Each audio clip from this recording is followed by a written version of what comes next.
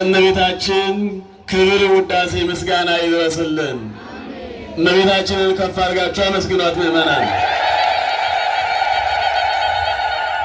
ዛሬ ቅዱሳን መላእክትን የምናከብርበት፣ ቅዱሳን መላእክትን የምንማጸንበት፣ ቅዱሳን መላእክትን የእኛን ጸሎት፣ የእኛን አገልግሎት፣ የእኛን ምጽዋት፣ የእኛን እንባ፣ የእኛን አገልግሎት ዝማሬ ወደ እግዚአብሔር እንዲያቀርቡልን የእግዚአብሔርን ምሕረት ቸርነት ጉድጓድ ከሚፈትልብን ገመድ ከሚተክልብን ግንድ እንድንጠበቅ ቅዱሳን መላእክትን ሁልጊዜም ወደኛ ይልካቸዋል እግዚአብሔር።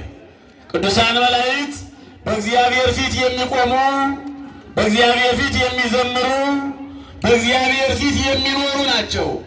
የመላእክት መኖሪያቸው በእግዚአብሔር ፊት ነው።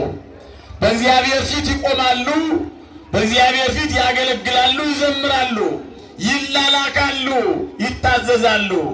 ትእዛዙ የሚያዛቸው እኛን የሰው ልጆችን እንዲረዱ፣ እኛን የሰው ልጆችን እንዲያማልዱ፣ እኛን የሰው ልጆችን ከጨለማ ከኃጢአት ከተንኮል በተንኮል ከሚስኬርብን ሴራ በተንኮል ከሚደረግብን ድርጊት የሚጠብቁን ያንን የሚደመስሱልን የሚሰሩልን ቅዱሳን መላእክት ናቸው።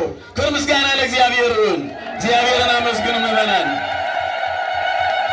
እግዚአብሔር እንደወደደና እንደፈቀደ የትምህርታችን መነሻ የሚሆነው መዝሙረኛው የእስራኤል ንጉሥ የአምላክ ወዳጅ ልበ አምላክ ዳዊት በዘመረበት ስለ መላእክት በተናገረበት ኃይለ ቃል መዝሙር 90 ቁጥር 12 ላይ እንዲህ የሚል ቃል ተጽፎ እናገኛለን።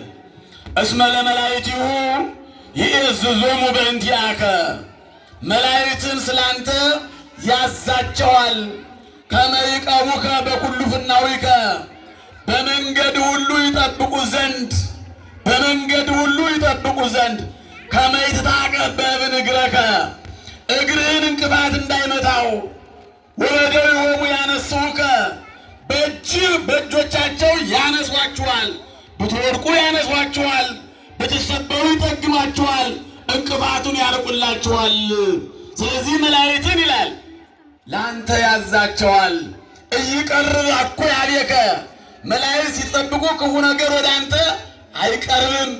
ወይበው መቅሰፍት ቤተከ፣ መቅሰፍት ወደ ቤትህ አይገባም ይላል። በዚህ ኃይለ ቃል እንማማራለን ምእመናን።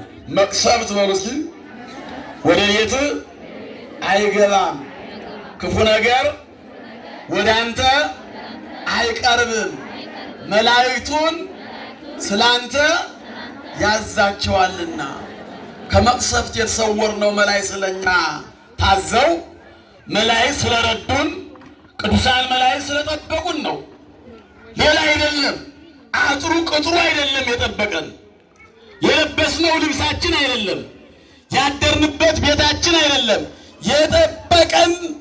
የጠበቀን አምረን የተራመድነው የቅዱሳን መላእክት ጥበቃ፣ የቅዱሳን መላእክት ተራዳይነት ስላለ ከመዓቱ ከመቅሰፍቱ ድነን መዓቱን መቅሰፍቱን አልፈን በዚያ አውደ ምሕረት ተገኝተን ስመ እግዚአብሔር ጠርተን ማመስገን የቻልነው መላእክት ስለጠበቁን ነው። ክብር ምስጋና ለመድኃኔዓለም ይሁን። በእውነት አመስግኑ።